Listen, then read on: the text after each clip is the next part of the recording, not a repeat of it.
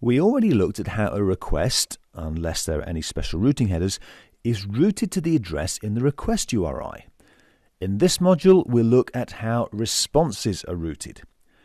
Before we get started, take a look at the start lines of both the request and the response here. There are two things that are common to both. You'll also notice that something seems to be missing from the response start line. What is it? Have a think, press play when you're ready, and we'll compare notes. You'll notice that the request start line has three parts. Right there at the beginning is the method type that defines the purpose of the request.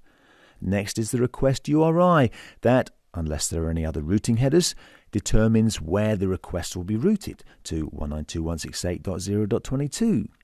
And finally, there's the SIP protocol version. How about the response start line?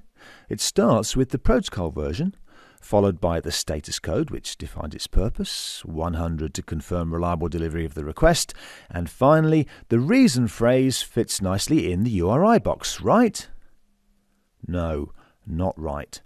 The reason phrase has nothing to do with routing. In fact, it fits here with the status code describing the purpose of the response. Unlike the request, the response start line has no routing URI. No URI? Then how are responses routed? There's a special header dedicated to the routing of responses. When a user agent client sends out a request, it routes the request to the address in the request URI.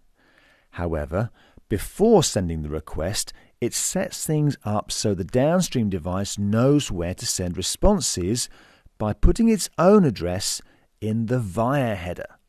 Then, when creating the response, the user agent server downstream copies many of the headers from the request into the response, including the via header that points back to the user agent client. It knows the via header holds the routing address for the responses, so sends the response back to that via address. So, how are responses routed? To the address in the via header.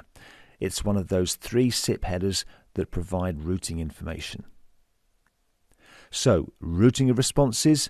We know that responses, unlike requests, don't have a URI in their start line.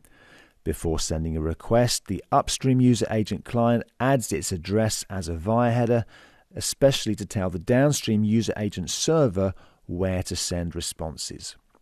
User agent servers always route responses to the address in the via header.